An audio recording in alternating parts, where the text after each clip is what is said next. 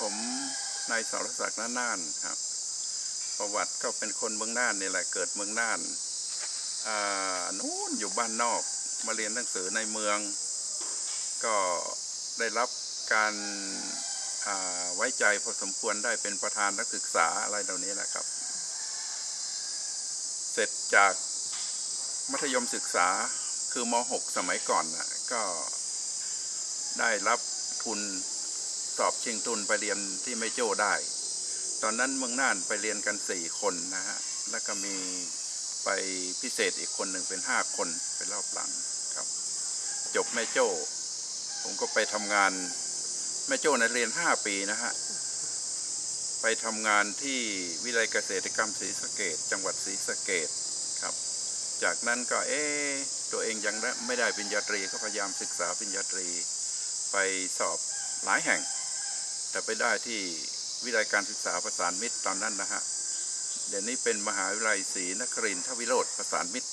ครับได้ปริญญาตรีที่นั่นก็กลับมาทำงานทำงานได้พักหนึ่งก็ขอไปเรียนต่อระดับปริญญาโทที่มหาวิทยาลัยฟิลิปปินส์พอเรียนปริญญาโทกลับมาเขาให้ไปช่วยสอนที่คณะเกษตรศาสตร์บางพระชลบุรีพอไปได้ไปถึงปีก็ได้รับทุนไปเรียนปริญญาเอกก็ไปเรียนที่เดิมปริญญาเอกตอนนั้นทุนเซียก้าเรียนที่มหาวิทยาลัยฟิลิปปินส์แห่งเดียวครับก็จบมาก็สอนที่บางพระแล้วก็ย้ายมาอยู่ที่ลำปางสถาบันวิจัยและฝึกอบรมการเกษตรที่ลำปางแล้วก็มาเกษียณอายุที่มหาวิทยาลัยราชมงคลวิเกตน่านเนี่ยครับนั่นเป็นการศึกษาและการทำงานทีนี้ผมมาคิดดูว่าการเรียนในทางวิชาชีพหรือในทางโลกนั่นนะเรียนไปก็ใช้ประโยชน์เฉพาะการอาชีพหลังจากทำงานเสร็จแล้วเนี่ยวิชาเหล่านั้นแทบจะไม่มีประโยชน์ก็หาวิชาทางอบรมทางจิตใจในไว้ซะบ้างนะฮะอบรมทางจิตใจผมไปที่ไหนผมก็พูดถึงว่าคนเรานั้นอยู่ที่ใจอย่างเดียวถ้าใจดีเสียอย่างหนึ่งอย่างอื่นดีหมดครับเคยไปเที่ยวที่ประเทศอินเดียไปอธิบายให้เด็กอินเดียฟังว่าทุกอย่างมันอยู่ที่นี่ถ้าที่นี่ดีอย่างอื่นดีหมดพยายามอธิบายมันฟังเด็กมันมาขายหนังสือโอ้มันให้ฟรีก็มีมันลดให้ก็มีได้หนังสือมาเยอะแยะมาอ่านเป็นเด็กหนุ่มเขาเข้าใจดีเรื่องนี้ว่าเราเลื่อมใสในพระพุทธศาสนาที่ซื้อหนังสือมาก็เพราะอยากอ่านของต่างประเทศบ้างว่าเกี่ยวกับพุทธศาสนานี่เขาว่ากันอย่างไรนะแต่ตอนนี้ง่ายแล้วฮะในไลน์ในอะไรมีเยอะในFacebook อะไรเกี่ยวกับพุทธศาสนาอ่านได้ดีมากครับคือในพุทธศาสนาของเรานั้นนะฮะมีอันหนึ่งที่เราจะผิดไปเราไปยึดถือความศักดิ์สิทธิ์ถ้าเป็นใหญ่ผมว่าค่อนข้างจะผิดทางที่ดีแล้ววิชาพุทธศาสนานะสอนให้คนนำไปปฏิบัตินะปฏิบัติตัวเองถ้าปฏิบัติได้แล้วถึงจะศักดิ์สิทธิ์ส่วนมากเราไปกราบไปไหว้เพื่อความศักดิ์สิทธิ์กราบแล้วก็หนีอย่างท่านพุทธทาสบอกนะว่าพระพุทธรูปเนี่ยพระพุทธเจ้าไม่ได้สอนให้เคารพรูปสักการะไม่มีเพราะพระพุทธรูปนี่เกิดหลังจากมีมาหลังจากพระพุทธเจ้าสอนดับขันธ์ปรินิพพานแล้วประมาณ400 ถึง 600 ปีผมไม่ทราบจำไม่ได้แล้วฮะ600 ปีเป็นวัฒนธรรมของกรีกมาสร้างพระรูปขึ้นแทนพระพุทธเจ้าเราเคารพนับถือพระพุทธเจ้าก็เคารพพระรูปแทนส่วนมากเข้าไปในโบสถ์ในวิหารไปกราบพระสบายใจแล้วก็กลับนะอันนั้นก็ได้อยู่ได้ประโยชน์ทางใจนิดหน่อยแต่ว่าในทางปฏิบัติของพุทธศาสนิกชนแล้วน่าจะเอาหลักธรรมของพระพุทธองค์ไปปฏิบัติผมยึดมั่นอย่างนี้จึงเข้ามาเรียนในเรื่องของสมาธิครับพยายามฝึกสมาธิที่เข้ามาเรียนที่นี่ก็เพราะเกรงว่าที่เราอ่านหนังสือแล้วฝึกมาเองนั่นน่ะมันจะผิดหรือเปล่าก็มาเรียนที่นี่หาวิธีการที่ถูกต้องที่สุดครับก็ดีครับมาเรียนที่นี่ก็รู้สึกว่าดีมากครับการปฏิบัติได้ถูกต้องและถึงสมาธิเร็วขึ้นสมัยก่อนผมยึดหลัก ของอาอาจารย์อื่นๆบอกว่ายุบหนอพองหนอบ้างไอ้ซ้ายก้าวหนอขวาก้าวหนอบ้างอะไรเนี่ยหรือว่าเอาลมหายใจเข้าหนอออกหนอแต่ว่าพอมาถึงของท่านนี้ท่านบอกว่าให้ตั้งฐานจิตไว้ที่หน้าผากแล้วกับบริกรรมพุทโธพุทโธไม่ต้องคำนึงถึงลมหายใจ ก็รู้สึกว่าได้สมาธิไวกว่านะฮะถึงสมาธิได้ไวกว่า ผมว่าผมมาถูกต้องแล้วครับมาที่นี่ถูกต้องแล้วครับเอาแค่นี้ก่อนนะ อาจารย์คิดยังไงครับอาจารย์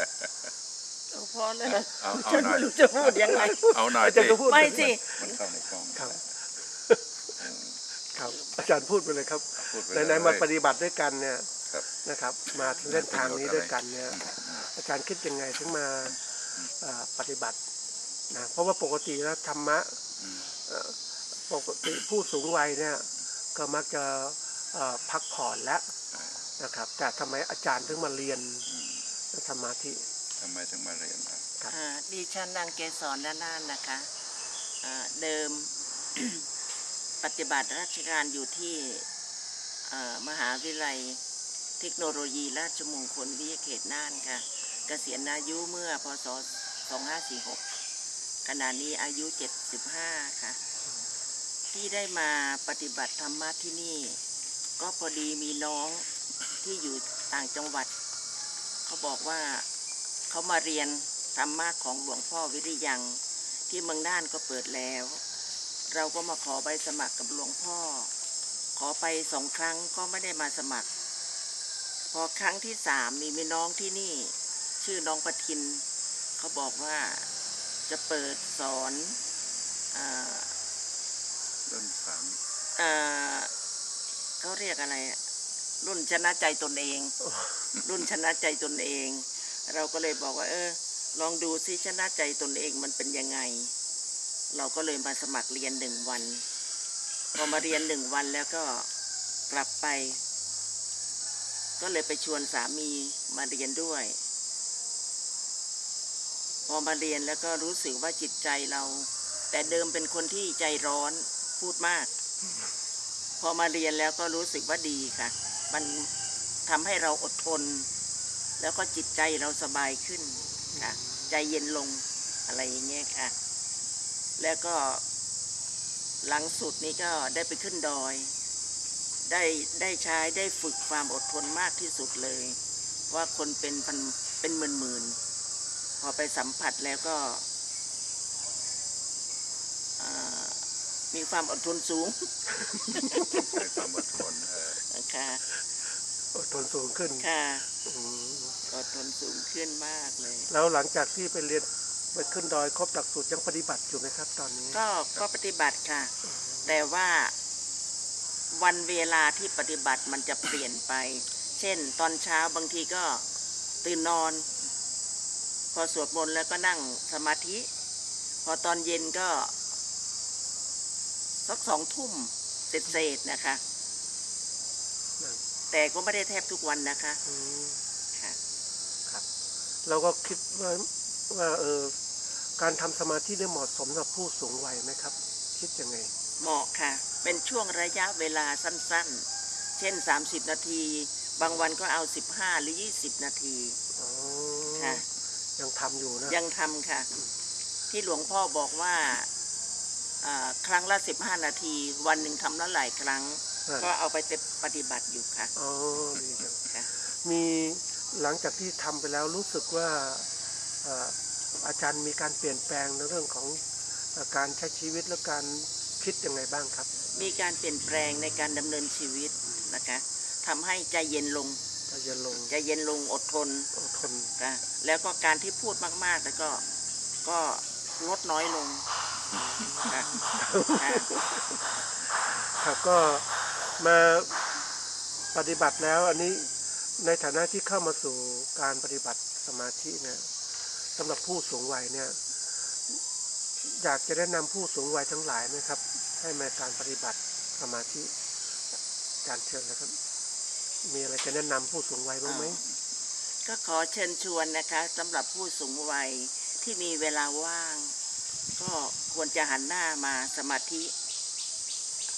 อ่า ให้นั่งสมาธิ ควรจะหันหน้ามาสมาธิค่ะใช้เวลาว่างให้เกิดประโยชน์ค่ะ ครับแล้วรู้สึกมีความสุขใจไหมอาจารย์ มีความสุขใจค่ะ ครับ วันนี้เนี่ยในฐานะที่เพลินธรรมะสมาธิมันเกี่ยวข้องกับคนทุกเพศทุกวัยแล้วก็วันนี้สังคมของเราเป็นสังคมผู้สูงวัย ค่ะ แล้วก็อยู่กับลูกหลานก็ต่างคนต่างทำงานแล้วนะครับ ก็คิดว่าธรรมะมีประโยชน์เนี่ยนะก็อยากจะให้อาจารย์บอกกับท่านผู้ฟังว่าท่านผู้ชมว่าความรู้สึกของอาจารย์ที่มาเรียนตอนแรกๆจากการก่อนเข้าเรียนเนี่ยอาจารย์รู้สึกอย่างไรแล้วหลังเรียนจบแล้วเนี่ยอาจารย์รู้สึกอย่างไรเพิ่มขึ้น คือ